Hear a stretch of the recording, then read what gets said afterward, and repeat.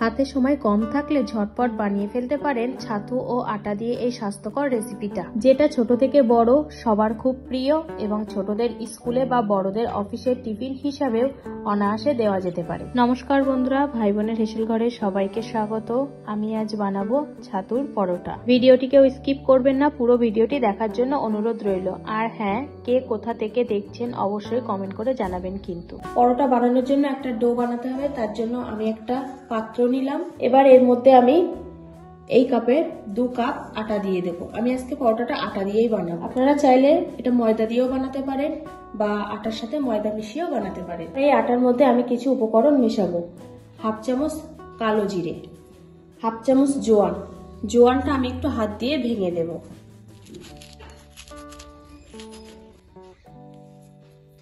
1 চামচ চিনি, 1/2 চামচ লবণ, 2 চামচ রিফাইন অয়েল। এবার আটাটা ভালোভাবে ময়াম দিয়ে নেব। আটাটা ভালোভাবে ময়াম দেওয়া হয়ে গেছে। আমি এবার অল্প অল্প জল মিশিয়ে একটা ডো বানিয়ে নেব। আমি এখানে কোনো গরম জল ব্যবহার করছি না, রুম টেম্পারেচার জল দিয়েই আমি ডোটা বানাচ্ছি। পরোটার ডোটা রেডি হয়ে গেছে। আমি এবার এটা 1/2 ঘন্টা রেস্টে রেখে দেবো আর একটু সফট হওয়ার জন্য। ডোটা 1/2 ঘন্টা রেস্টে আছে, ততক্ষণে আমি পরোটার একটা পুর বানিয়ে নেব। তার জন্য একটা বোল নিলাম। এবার আমি এর মধ্যে নিয়ে নেব 1.5 কাপ ছোলার ছাতু। ছাতুর মধ্যেও আমি কিছু উপকরণ মেশাবো। প্রথমে দিলাম 1/2 চামচ জোয়ান। জোয়ানটা আমি হাতে একটু ভেঙে দেব। 1 চামচ চিনি, 1/2 চামচ লবণ, 1/2 চামচ জিরে গুঁড়ো, 1/2 চামচ ধনে গুঁড়ো, গ্রেট করা আদা 1 চামচ, 3টে কাঁচা লঙ্কা কুচি। ঝালটা আপনারা নিজেদের স্বাদ মতো দেবেন। একটা বড় মাপের টমেটো পিউরি, কিছুটা ধনেপাতা কুচি। এবার সবকিছু ভালোভাবে মিশিয়ে নেব। ছাতুটা ভালোভাবে সবকিছুর সাথে মেশানো হয়ে গেছে। এখন আমি অল্প অল্প জল দিয়ে এটা মেখে নেব। খুব বেশি নরম করব না, একটু শক্তই রাখবো।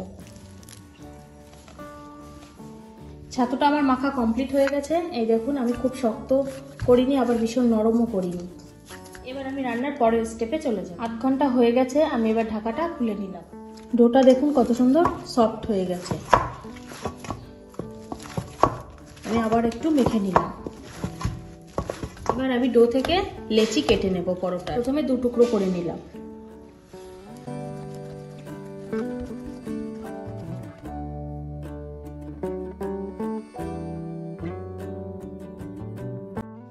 একটু বড় বড় করেই লেচিগুলো কাটতে হবে পরোটার। ঠিক আমি এখন বড় বড় করেই কেটে নিয়েছি। লেচিগুলো সব বানানো হয়ে গেছে। এর থেকে এবার একটা লেচি নিয়ে আমি হাত দিয়ে একটু ঘুরিয়ে গোল করে একটা বলের শেপ করে নেব।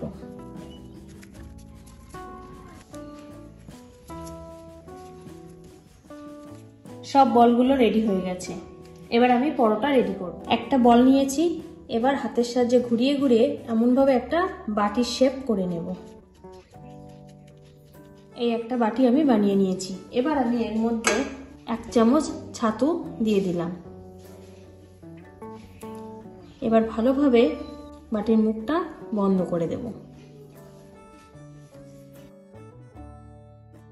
ঠিক এইভাবে বন্ধ করে দিলাম, যেন ছাতুটা বেরিয়ে না যায়। এবার এখানে আপনারা হাত দিয়েও পরোটাটা বেলতে পারেন। আমি এখানে খুব সামান্য একটু আটা দিয়ে একটা বেলন দিয়ে বেলে নেব।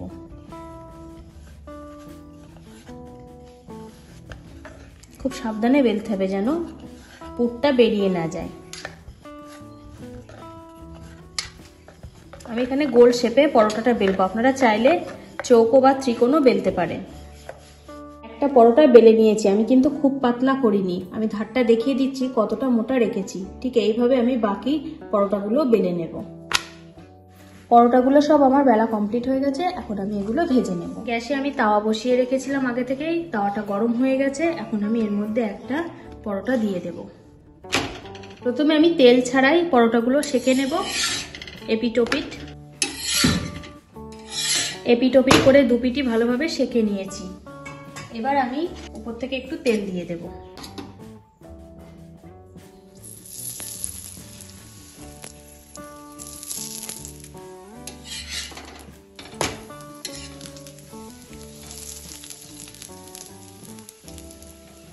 দেখুন কত সুন্দর ফুলে গেছে। একটা পরোটা আমার ভালোভাবে তেলে ভাজা হয়ে গেছে, এখন আমি এটা তুলে নিলাম।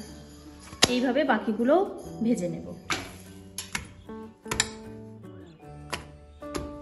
পরোটাগুলো সব রেডি হয়ে গেছে, এখন আমি আপনাদেরকে দেখাচ্ছি একটা কতটা সফট হয়েছে দেখুন। আমি একটা ছিঁড়ে দেখাবো যে ভেতরটা ঠিক কেমন হয়েছে পুরটা। এই দেখুন, এই পরোটাগুলো এবার গরম গরম যে কোনো তরকারির সাথে বা চিকেন কষার সাথেও খেতে হেভি লাগবে। আজকে আমি ধনিয়া স্যালাডের সাথে এটা পরিবেশন করব। এই দেখুন, এই স্যালাডের রেসিপিটা ডেসক্রিপশন বক্সে দেয়া থাকবে, আপনারা চাইলে দেখে নিতে পারেন। আজকের রেসিপিটা তাহলে এই পর্যন্ত। যে সকল নতুন বন্ধু আমার ইউটিউব চ্যানেল থেকে দেখছেন তারা অবশ্যই চ্যানেলটিকে সাবস্ক্রাইব করে দেবেন, আর যে সকল বন্ধুরা ফেসবুক থেকে দেখছেন তারা অবশ্যই পেজটিকে ফলো করে দেবেন। আর কেমন লাগলো আজকের ভিডিওটি কমেন্ট করে জানাতে ভুলবেন না কিন্তু। যদি ভালো লেগে থাকে তাহলে লাইক ও অনেক অনেক শেয়ার করে দেবেন। পুরো ভিডিওটি দেখার জন্য অসংখ্য ধন্যবাদ। দেখা হচ্ছে পরের কোনো রেসিপিতে।